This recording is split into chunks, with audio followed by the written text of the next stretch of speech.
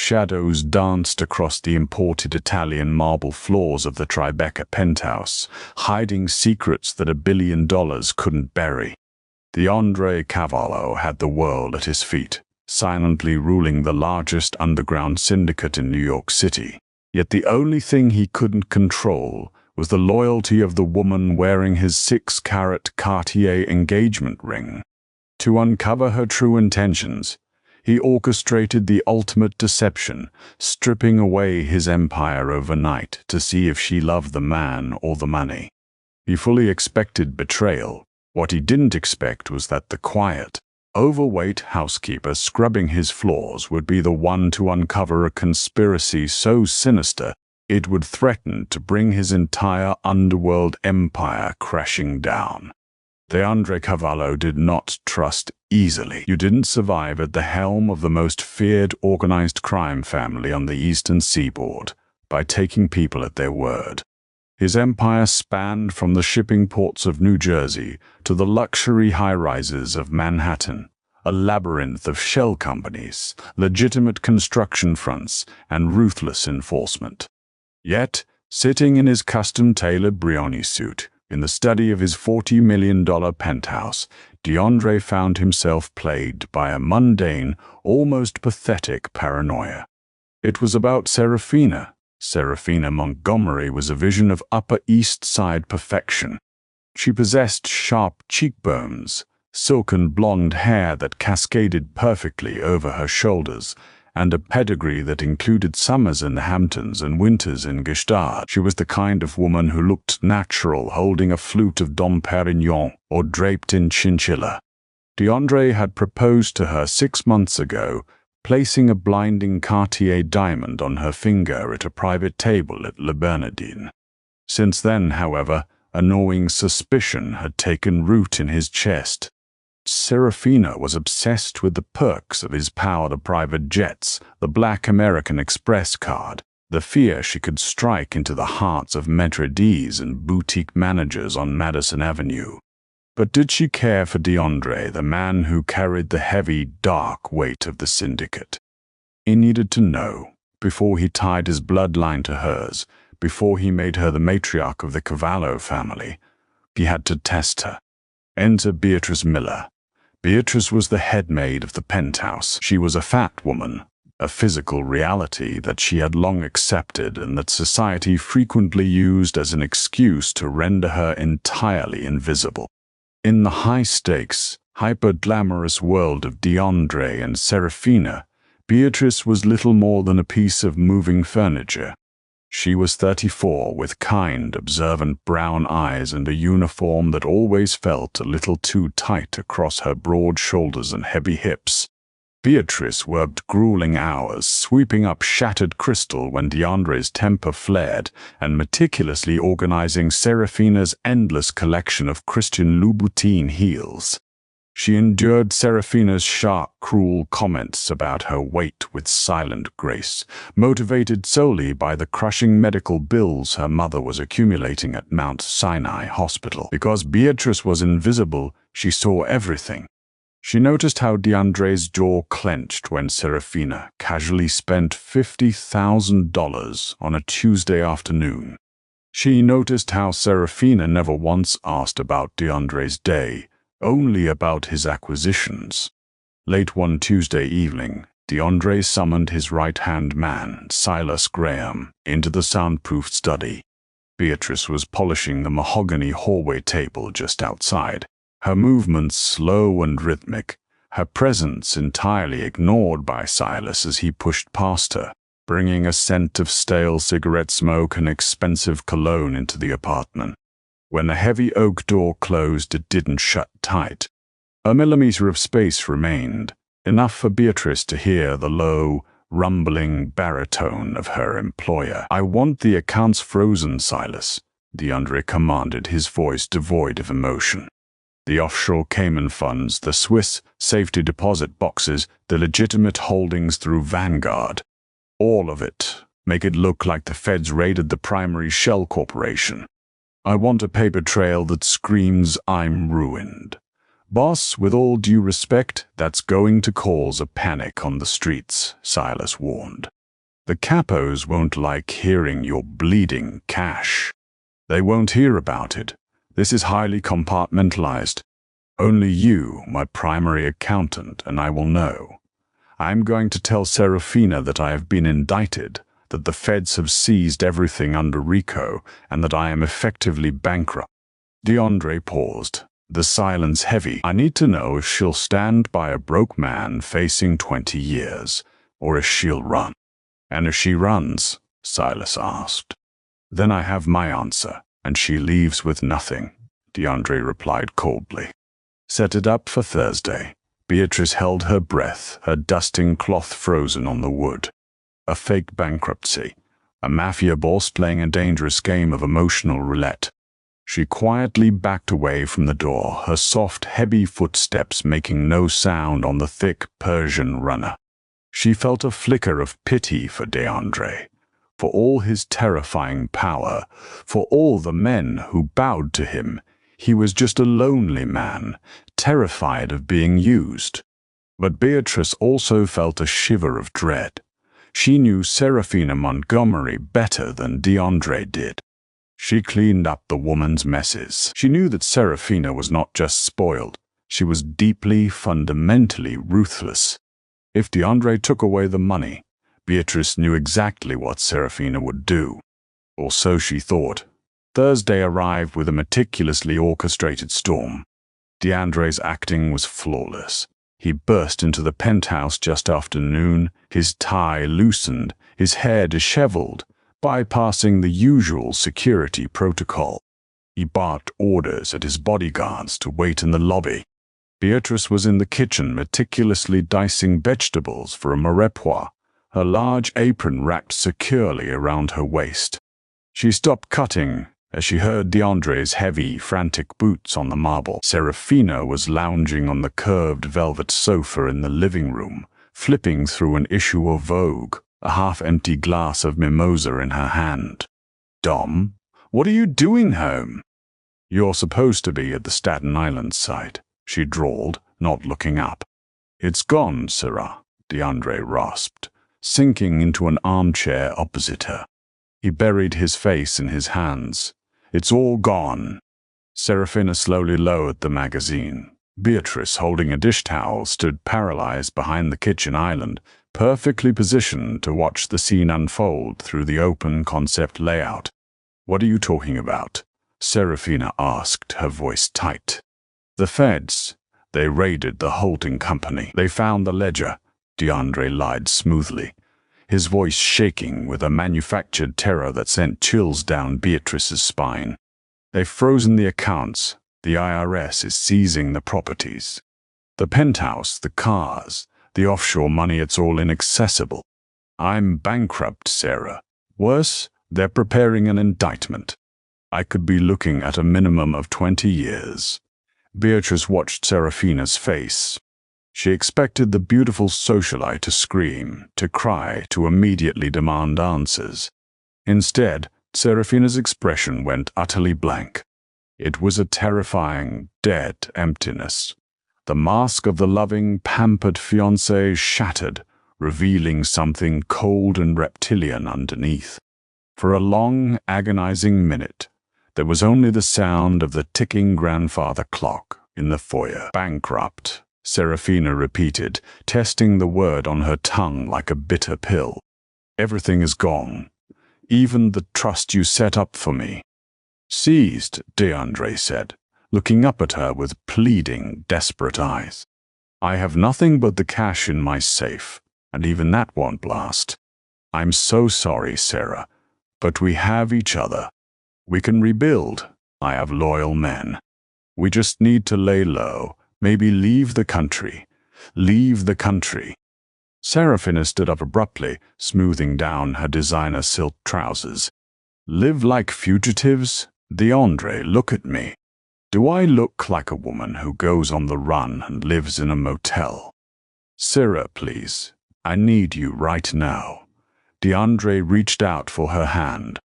Serafina stepped back, expertly avoiding his touch. Beatrice squeezed the dish towel in her thick hands, her heart pounding. This was it. The gold digger was going to pack her Louis Vuitton trunks and march out the door. DeAndre would be heartbroken, but he would be safe from her greed. But then Serafina did something entirely unexpected. The coldness vanished, replaced instantly by a facade of forced, breathless panic. She fell to her knees in front of DeAndre, grabbing his hands. "Oh my God, DeAndre, I'm just in shock," she cried, her voice trembling. "Of course I'll stay. We'll fight this. I won't leave you. We are a team." DeAndre's shoulders slumped in relief. He pulled her into a tight embrace, burying his face in her blonde hair. Thank you, Sarah. You don't know what this means to me." Over DeAndre's shoulder, Beatrice saw Serafina's face. The woman wasn't crying. Her eyes were dry, narrowed, and intensely calculating. She was staring blankly at the wall, her mind working 1,000,000 miles a minute. Beatrice retreated into the depths of the kitchen, her mind racing. Why didn't she leave? If the money was gone, what was keeping Serafina here? A woman like her didn't stay out of the goodness of her heart. The answer began to reveal itself over the next 48 hours. The atmosphere in the penthouse grew toxic. DeAndre spent his days locked in his study, supposedly dealing with lawyers and scrambling for funds, playing his part to the hilt. Serafina, meanwhile, began behaving erratically. She stopped leaving the apartment for her usual spa days and shopping sprees. Instead, she paced the floors, constantly texting on a burner phone Beatrice had never seen before. Beatrice, going about her duties, vacuuming the rugs, doing the laundry, changing the sheets, became a ghost haunting the edges of Serafina's frantic reality. On Saturday afternoon, DeAndre left the apartment for a clandestine meeting with a capo. Beatrice was in the master suite, gathering discarded clothes. Serafina was in the adjoining master bathroom, the door slightly ajar. "I don't care what you heard. He says the money is gone," Serafina hissed into her phone. Her voice was vicious, stripped of its usual melodic cadence. "Seized by the feds. Yes, all of it." A pause. "No, I can't just leave. If I leave now, I get nothing. We had an agreement, Victor." Beatrice froze. Victor. The name dropped into her stomach like a lead weight. Viktor Volkov was the head of the Bratva, the Russian syndicate that had been locked in a bloody, silent turf war with DeAndre's family for the past 3 years. DeAndre despised Volkov. "If the assets are frozen, the original plan is useless," Serafina continued, pacing furiously across the marble bathroom floor. "He's useless alive. If he goes to prison, the feds keep everything. But if he dies before the indictment comes down, the frozen assets go into probate. As his documented fiancée and the primary beneficiary of his will, I can contest the seizure. We can use your lawyers to unfreeze the shell accounts before the government locks them down permanently." Beatrice clapped a heavy hand over her own mouth to stifle a gasp. "Yes," Serafina whispered into the phone, her tone venomous. "I'm starting tonight. The dosage will be higher. I want him gone by Tuesday. Then you get your territory, and I get my cut." Beatrice backed out of the bedroom, her legs trembling under her considerable weight. She stumbled into the hallway, leaning against the cool wallpaper, gasping for air. This wasn't a gold digger holding on to a false hope. This was a black widow. Serafina wasn't just working with DeAndre's worst enemy. She was actively planning to murder him for a payout she believed was still hidden in probate. The fake bankruptcy hadn't just exposed Serafina's lack of love. It had backed her into a corner, accelerating a lethal timeline. DeAndre's test was about to get him killed. The kitchen of the penthouse was Beatrice's domain. It was a sprawling stainless steel masterpiece equipped with industrial-grade appliances and the walk-in pantry that rivaled a small grocery store. It was here, amidst the pots and pans, that Beatrice felt most in control of her life. But tonight, the kitchen felt like a morgue. It was 7 p.m. DeAndre had returned from his fake meetings, looking intentionally exhausted. As was his nightly ritual, he requested a glass of Macallan 25-year-old Scotch, neat. Usually, Beatrice poured it and brought it to his study on a silver tray.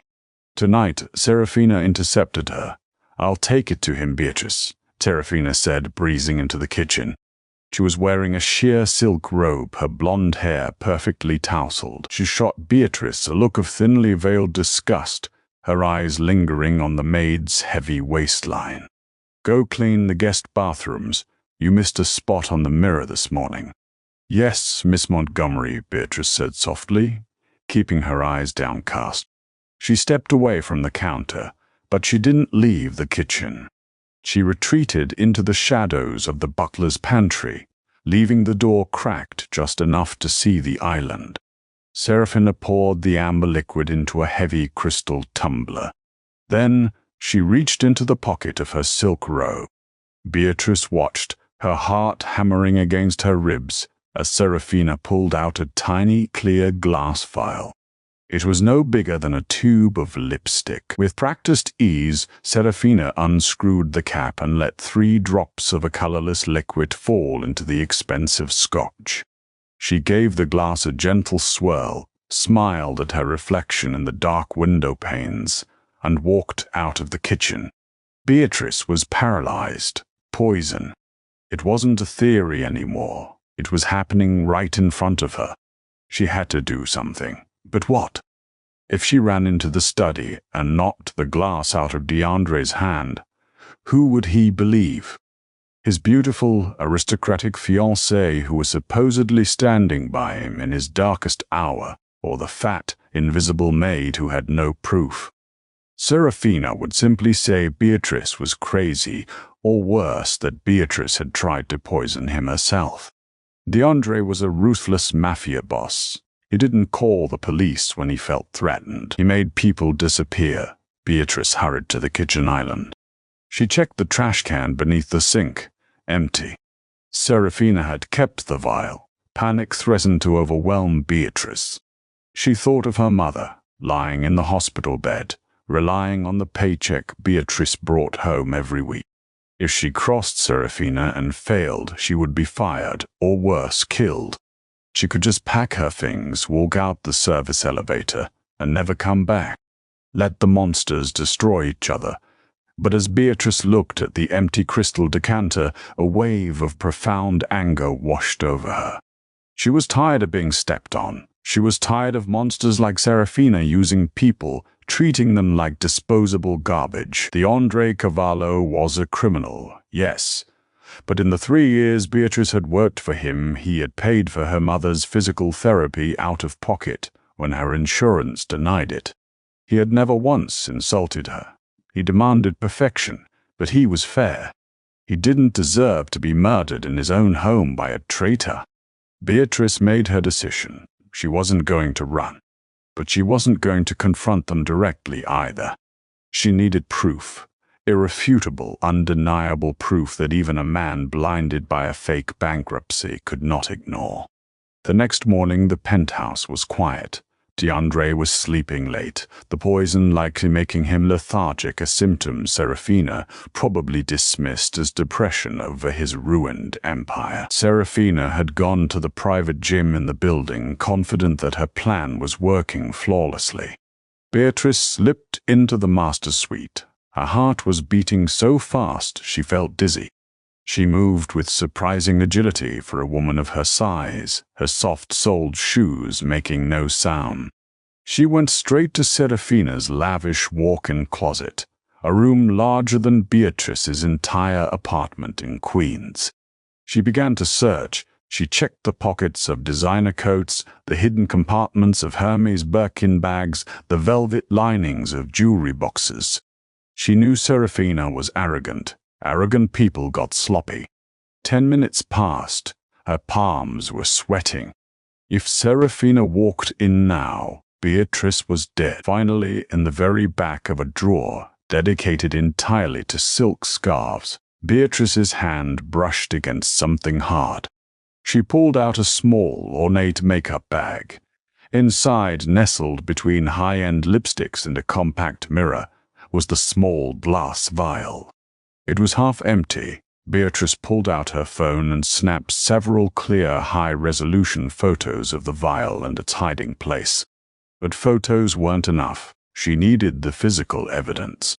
She carefully placed the vial in the pocket of her apron. But as she turned to leave the closet, she noticed something else.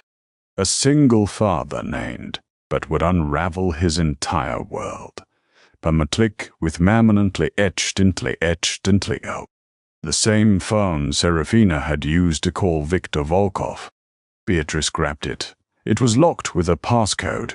She cursed under her breath. She didn't know the code, but she knew someone who could crack it. The Andre's security team. Clutching the phone and the vial, Beatrice hurried out of the master suite. She had the weapon and the communication line. Now she just needed to get them to the one man who could protect DeAndre without alerting Serafina. She needed to find Silas Graham. Beatrice rushed down the service hallway, intending to use the staff phone to call Silas's private line. But as she rounded the corner near the service elevator, she slammed directly into a solid wall of muscle.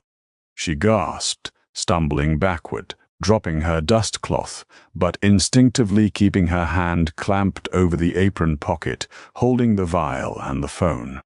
Standing over her, his expression cold and unreadable, was Silas. "Going somewhere in a hurry, Beatrice?" Silas asked, his dark eyes narrowing as he took in her flushed face and panicked demeanor. "Mr. Graham," Beatrice stammered, her voice shaking. I need to speak with you. It's urgent. It's about Mr. Cavallo." Silas crossed his arms, his massive frame blocking the only exit. "DeAndre is resting. Whatever it is, you can tell me." Beatrice looked up at the terrifying enforcer. She had to trust him. He was DeAndre's right hand. Taking a deep breath, she pulled the small glass vial and the black burner phone from her pocket and held them out. "Mr. Cavallo isn't resting," Beatrice said, her voice steadying with sudden, fierce resolve. "He's being poisoned, and Miss Montgomery is working with the Bradford to do it." Silas stared at the items in her hand, the air in the hallway growing suddenly, violently still. Silas Graham did not gasp, he did not widen his eyes. A man who had survived 2 decades in the unforgiving crossfire of New York's underworld, possessed a face carved from granite. But the silence that descended upon the service hallway was heavier than any physical weight. He looked at the tiny glass vial resting in Beatrice's shaking palm, and then at the sleek black burner phone. Slowly, Silas reached out and took the items. His large fingers, calloused from years of handling firearms and heavy machinery, closed over the evidence. "If you are lying to me, Beatrice," Silas said, his voice dropping to a terrifying subsonic rumble, "if this is some sort of extortion attempt, I will ensure you are never seen again." "I'm not lying," Beatrice whispered fiercely, tears of sheer adrenaline pricking the corners of her eyes. She put 3 drops of that into his Macallan last night. She was talking to Viktor Volkov on that phone. She said the fake bankruptcy forced her hand. She wants Mr. Cavallo dead by Tuesday so she can claim the probate assets before the federal indictment freezes them permanently. Silas' jaw tightened so hard a muscle ticked visibly in his cheek. He grabbed Beatrice by the upper arm, not hard enough to bruise, but firmly enough to let her know she was not permitted to leave, and steered her toward the service stairs. They descended 1 flight to a secure, windowless room that served as the penthouse's central nervous system. Banks of monitors displayed every angle of the building, and a heavy steel door locked behind them with a definitive click. Silas bypassed the standard monitors and pulled a ruggedized Panasonic Toughbook from a locked drawer. He connected the burner phone via a specialized adapter. Bradver encryption is notoriously sloppy if you catch them on a burner, Silas muttered, his fingers flying across the keyboard. Lines of code cascaded down the screen.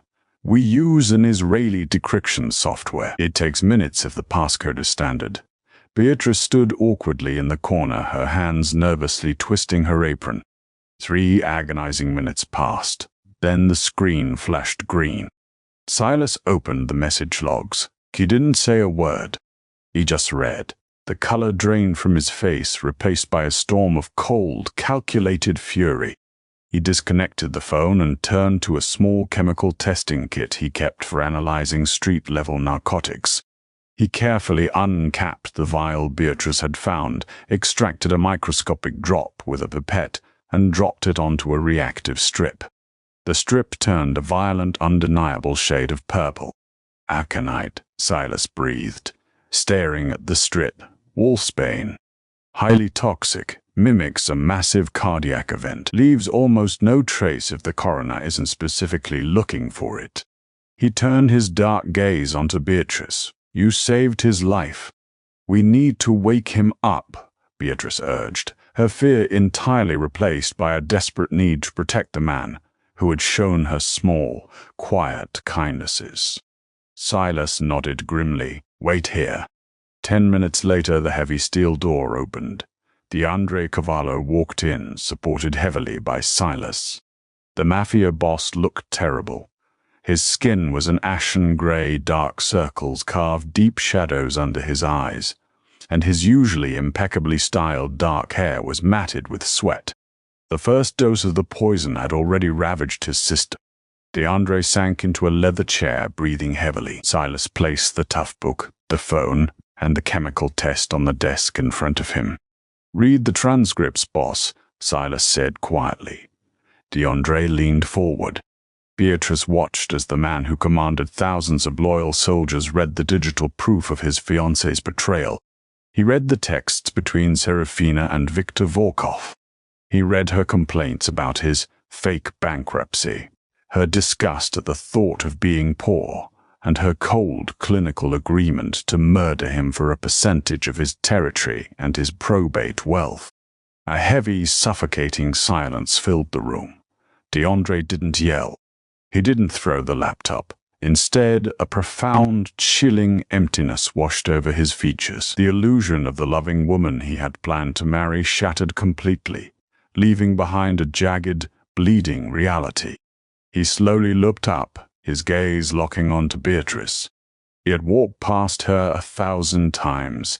He had eaten the meals she prepared, walked on the floors she polished, and worn the clothes she ironed. She had been invisible, but right now she was the only real thing in his fractured world. Why? DeAndre asked, his voice a raspy whisper. You could have walked away. You could have blackmailed her. You could have let me die. Beatrice stood tall despite her exhaustion. Because you paid for my mother's physical therapy at Mount Sinai when the insurance cut her off, Mr. Cavallo. You didn't even tell me you did it. The hospital just said an anonymous donor covered the balance. You might be a dangerous man, but you have honor. Miss Montgomery has none. She treats people like dirt, and I am tired of letting people like her win. DeAndre stared at her, genuinely humbled. The ultimate test he had designed had failed spectacularly, yet it had inadvertently revealed the truest loyalty where he least expected it. Tuesday, DeAndre murmured, looking back at the screen. She wants me dead by Tuesday. Volkov is supposed to move on the docks the moment she signals my heart has stopped. DeAndre's gray face slowly transformed. The exhaustion was replaced by the terrifying, predatory intelligence that had made him a king. He looked at Silas. We don't arrest her. We don't confront her, DeAndre commanded, his voice suddenly sharp and clear. We play the game. We let her think she's winning. We are going to draw Volkov out of his rat hole, right into this penthouse. The weekend was an agonizing exercise in psychological warfare. Beatrice returned to her duties, a ghost once more, But this time, she was a ghost with a mission. She observed Serafina with a new clinical detachment. Serafina was a phenomenal actress. She hovered over DeAndre, dabbing his sweating forehead with cool cloths, her face a mask of tragic, aristocratic sorrow.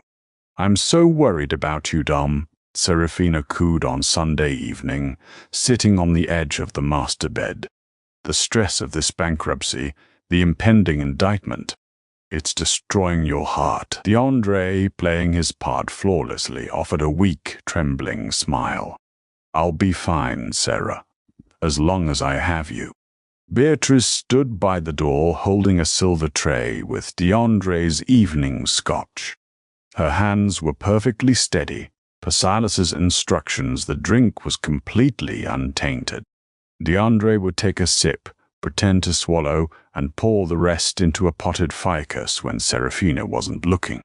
To maintain the illusion of his rapid decline, Silas had provided DeAndre with safe, temporary beta blockers to artificially lower his heart rate and make him appear pale and clammy. "Beatrice, put the tray down and leave us," Serafina snapped, not looking back. "And stop breathing so heavily, it's distracting." "Yes, Miss Montgomery," Beatrice murmured, bowing her head. She set the tray down and retreated, catching a fleeting, microscopic nod of gratitude from DeAndre before she closed the heavy mahogany door. Down in the security room, Silas was mobilizing the Empire. The bankruptcy was still the official narrative on the streets, but DeAndre's most trusted capos, the men who had bled for him, were quietly brought into the fold. They were shown the decryption logs. The rage among the Cavallo ranks was absolute. The Bratva was attempting a decapitation strike using a Trojan horse. By Monday afternoon, the trap was primed. Serafina, growing impatient and overconfident, made a fatal error. Beatrice was in the adjoining dressing room, organizing silk ties when she heard Serafina on the burner-phone. "He's fading fast, Victor," Serafina said, her voice dripping with anticipation. "He can barely keep his eyes open. Tomorrow night. I'll give him the final dose.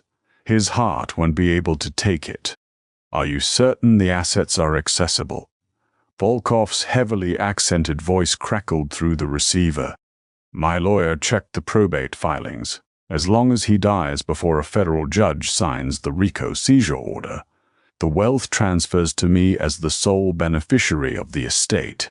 I will authorize the transfer of the shipping port deeds to your holding companies the moment his death certificate is signed." She paused, a cruel smile evident in her voice. "Come to the penthouse tomorrow night at 9. The service elevator code is 44492. Bring your men. We can celebrate our new partnership over his corpse." Beatrice relayed the conversation word for word to Silas. She invited him in. Silas smiled, a terrifying expression that resembled a wolf baring its teeth. "Volkov is arrogant enough to come. He wants to see DeAndre fall with his own eyes." Tuesday arrived heavy with the promise of violence.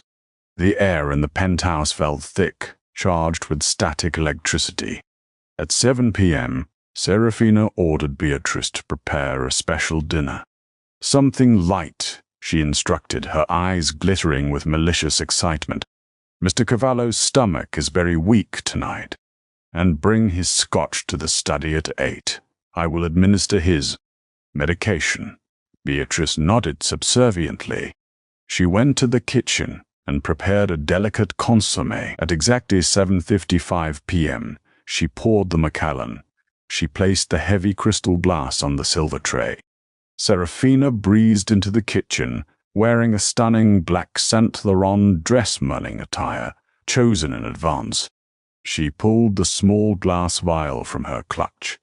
She didn't even bother to hide her actions from Beatrice anymore. The maid was just a piece of furniture, completely irrelevant to the grand design.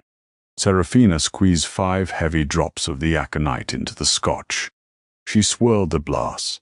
"Take it to him," Serafina commanded.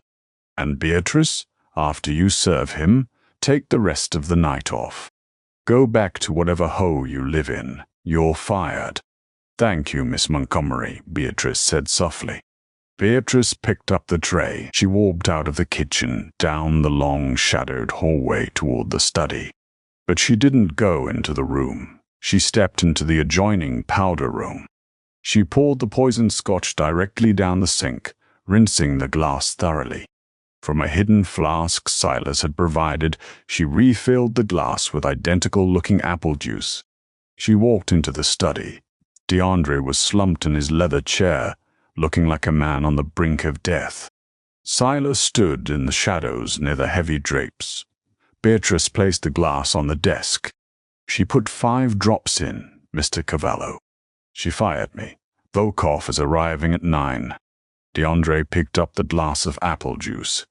He looked at Beatrice, the exhaustion fading from his eyes, replaced by the burning fire of a man reclaiming his throne. "You did perfectly, Beatrice," DeAndre said softly.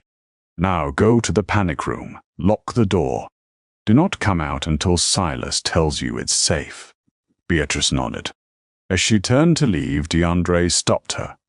"Beatrice." She looked back.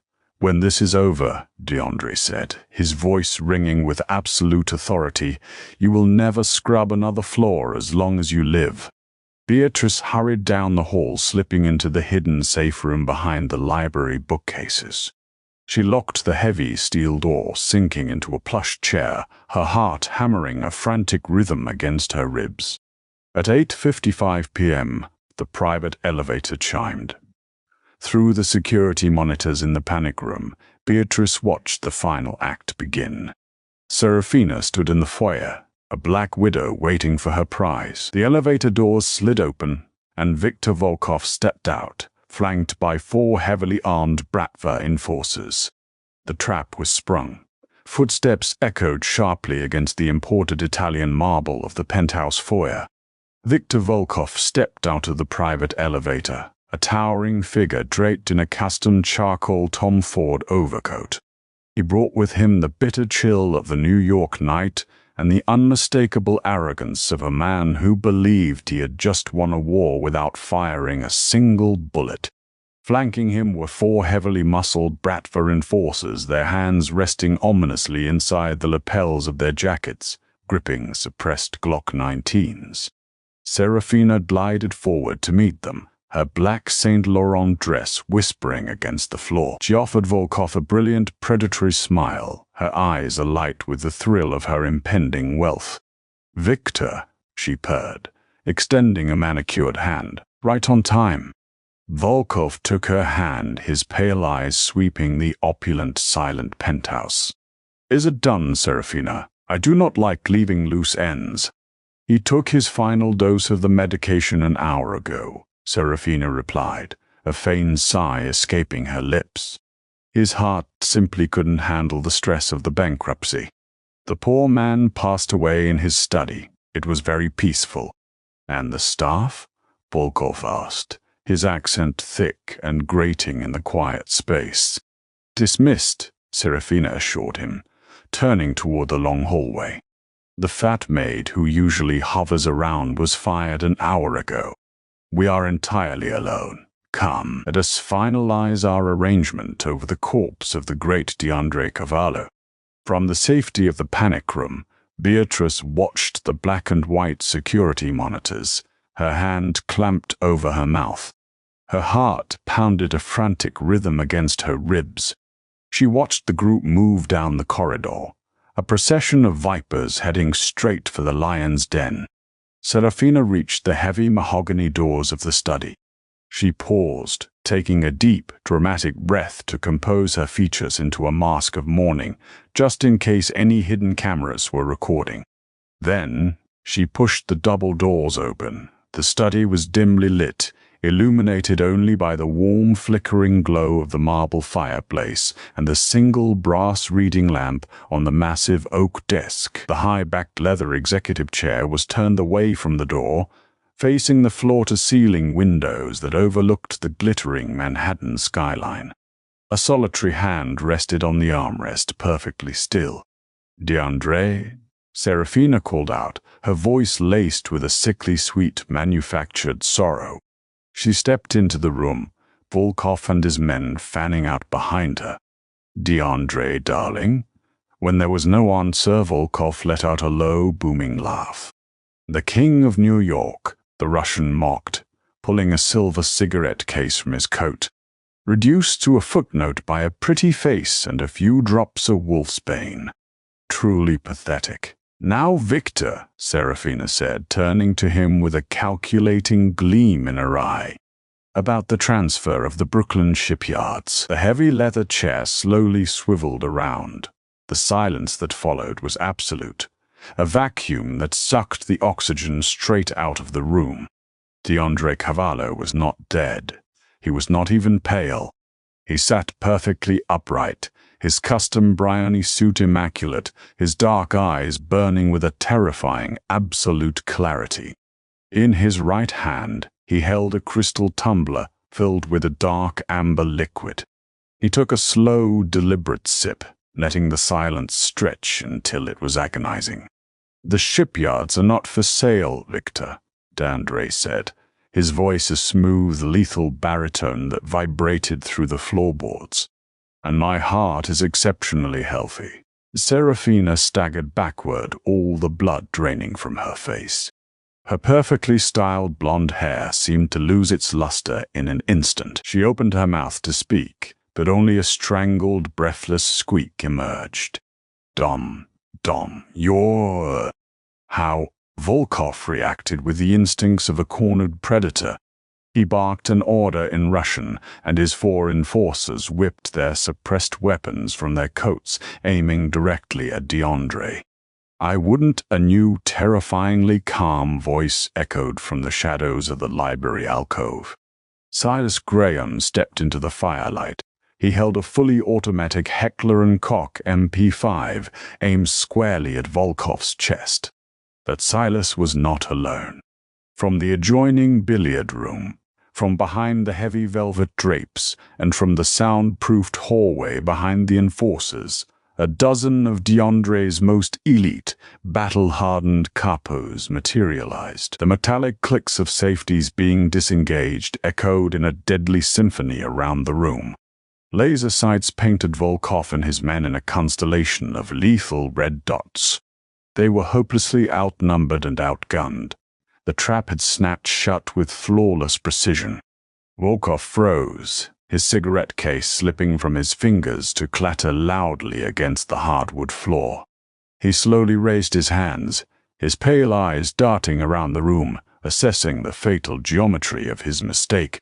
"You see, Victor," DeAndre said, setting his glass down on the desk and standing up. He moved with the terrifying grace of a panther. "You and my fiancée here made a fundamental miscalculation. You assumed I was vulnerable. You assumed my empire was crumbling. You believed a fabricated bankruptcy report I leaked to test the loyalty of the woman wearing my ring." Serafina gasped, her hands flying to her throat. "Fake. The bankruptcy.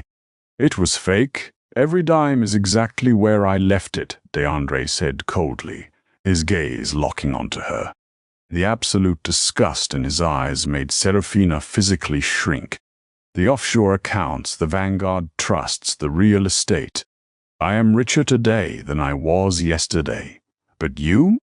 You are entirely bankrupt, Serafina, morally and financially." DeAndre picked up the sleek black burner phone from his desk and tossed it casually. It landed at Serafina's feet.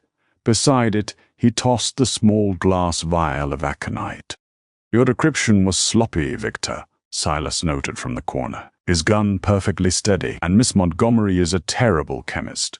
Serafina fell to her knees, the black Saint Laurent dress pooling around her. The sheer terror of her reality finally broke through her arrogance. She crawled toward DeAndre's desk, tears streaming down her face, real tears this time, fueled by panic. "DeAndre, please," she sobbed, her voice shrill and desperate. "He forced me. Victor threatened my family. He made me put those drops in your drink. I love you, Dom. You have to believe me." DeAndre looked down at her, his face carved from stone. He didn't feel heartbreak. He felt nothing but a cold, clinical relief that he had excised a tumor before it could kill him. "You're a pathetic liar, Sarah," DeAndre said softly. "I read the transcripts. You approached him. You wanted the probate money before the imaginary federal indictment froze it. You sold my life for a percentage of the docs." He turned his attention back to the Bratva boss. "Victor, you are standing in my home with unauthorized weapons attempting to assassinate me. By all the laws of our world, you and your men should leave this penthouse in garbage bags." Volkov swallowed hard, a bead of sweat tracing down his temple. "What are your terms, Cavallo?" "The Brighton Beach territory," DeAndre demanded, his voice echoing with absolute authority. "The import routes through JFK, and your private casino operations in Atlantic City. You will sign the holding companies over to my legal team tonight. Then you will take your men, walk out of my building, and never cross into Manhattan again. If you refuse, Silas will execute you where you stand, and we will take your territory by force tomorrow morning." Volkov looked at the red laser dots painting his chest. He looked at Silas's unwavering grip on the submachine gun. He knew when he was beaten. Slowly he nodded.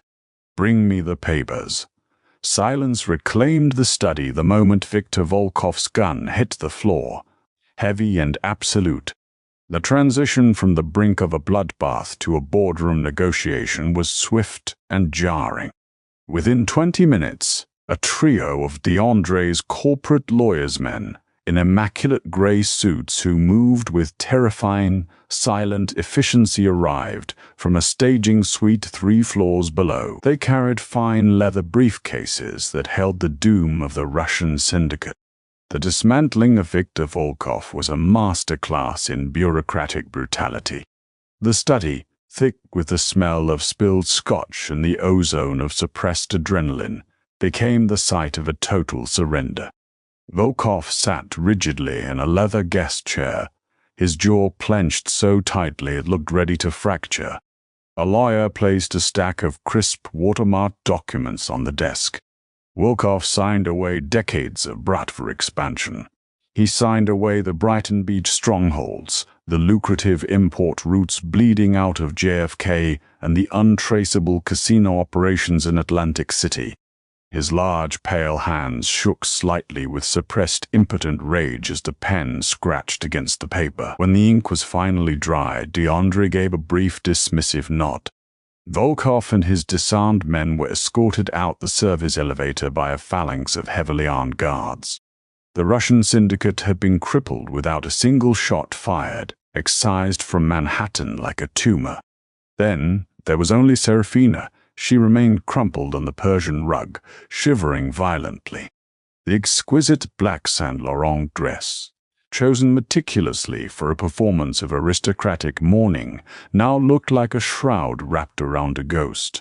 In the Mafia movies she so openly despised, this was the part where she would be dragged out to a soundproofed van and buried deep in the Pine Barrens. She knew it, and the sheer terror of her reality finally shattered her arrogance completely. Dom, DeAndre, please," she whimpered, the sound scraping against the quiet walls. She pushed herself up onto her knees, crawling a few inches toward the massive oak desk. Her perfectly styled blonde hair was tangled, her mascara tracking dark, jagged lines down her pale cheeks. "He forced me. Victor threatened my family in the Hamptons. He made me put those drops in your drink. I love you, Dom. I swear to God I love you. You have to believe me." DeAndre looked down at her. He didn't feel heartbreak. He didn't feel the sting of betrayal anymore. Looking at her now, stripped of her calculated glamour and weaponized charm, he felt nothing but a cold, clinical relief. He had survived the poison, but more importantly, he had survived her. "You're a pathetic liar, Sarah," DeAndre said softly, his voice devoid of any heat or anger. "I read the decrypted logs. You approached him. You wanted the probate money before the imaginary federal indictment froze it. You sold my life for a percentage of the docs." He turned away from her, the dismissal absolute. Silas, take the ring. Silas Graham stepped out of the shadows. He did not ask, he simply moved. He grabbed Serafina's trembling left hand. He didn't use unnecessary violence, but there was zero gentleness in his grip as he forcefully slid the 6-carat Cartier diamond off her finger. Serafina let out a pathetic, breathless sob, clutching her bare hand to her chest as if she had been physically wounded. "You are leaving this penthouse with exactly what you brought into our relationship, nothing," DeAndre told her, staring up the floor-to-ceiling windows at the glittering Manhattan skyline. "Your designer clothes, your jewelry, the cars, they remain here. You are officially blacklisted. If you attempt to contact me, my associates, or anyone in New York high society, I will release the decrypted communication logs of your murder plot directly to the district attorney. They will happily put you away for conspiracy to commit murder for the rest of your natural life. Dom, you can't just throw me out on the street. Have 2 men escort her to the lobby," DeAndre interrupted, speaking to Silas as if Serafina were no longer in the room. "Do not let her pack a bag. Confiscate her phone." Cough. Serafina was dragged out of the study by 2 stone-faced enforcers, sobbing hysterically and begging for a second chance that would never come. DeAndre let out a long, heavy exhale. The toxicity had finally been purged from his home. The air felt cleaner. He poured himself a glass of real Macallan, took a slow sip, and looked at Silas. "Bring her in," DeAndre commanded. A few moments later, the heavy mahogany doors of the study opened once more. Beatrice Miller stood in the doorway. She still wore her tight, plain maid's uniform, her large, calloused hands nervously twisting the fabric of her white apron. Her heart was hammering a frantic rhythm against her ribs. Even though she knew Volkov and Serafina were gone, this was still the inner sanctum of a ruthless crime boss. Part of her mind whispered that she knew too much, that men like DeAndre tied up loose ends. She looked at the empty space on the rug where Serafina had groveled, and then her wide, anxious brown eyes met DeAndre's. DeAndre didn't sit behind his desk. He set his glass down, walked across the expansive room, and stopped just a few feet in front of Beatrice. The imposing, terrifying Mafia bosser man, who had just dismantled a rival syndicate with a pen and a glare, looked at the quiet, overweight woman who had been utterly invisible to the world. Slowly, deliberately, DeAndre bowed his head to her in a gesture of profound, unshakable respect. "You saved my life, Beatrice," DeAndre said gently, the coldness entirely gone from his voice. It was replaced by a warmth she had never heard him use before. "And you saved my empire. Serafina thought you were just part of the furniture. She thought you were blind and deaf, but you were the only one who saw the truth and the only one brave enough to act on it." Beatrice blushed deeply, a hot wave of embarrassment and relief washing over her. She looked down at her scuffed, practical work shoes. "I just did what was right, Mr. Cavallo.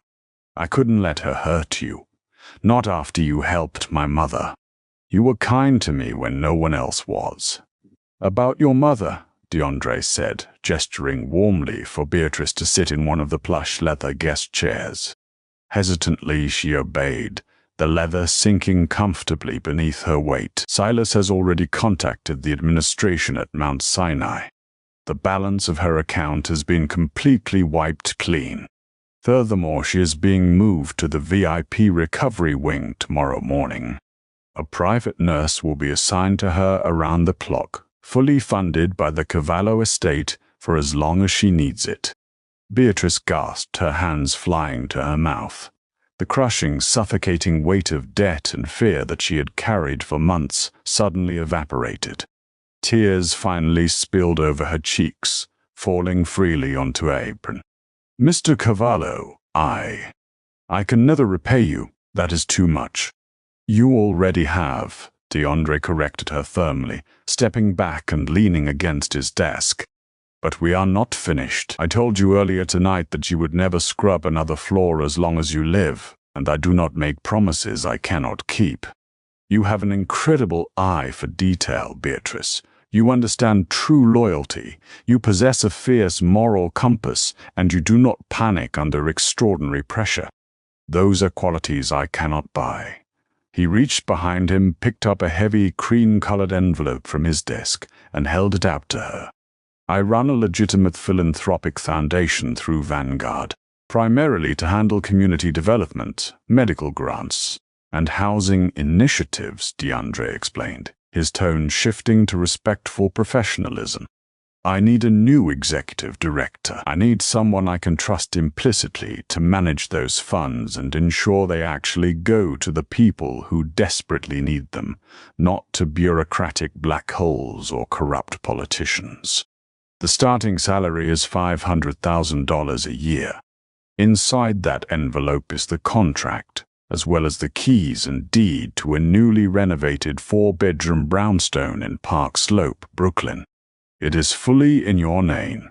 Beatrice stared at the thick envelope in her trembling hands. It was heavier than anything she had ever held. It wasn't just paper and metal, it was the weight of a completely new existence.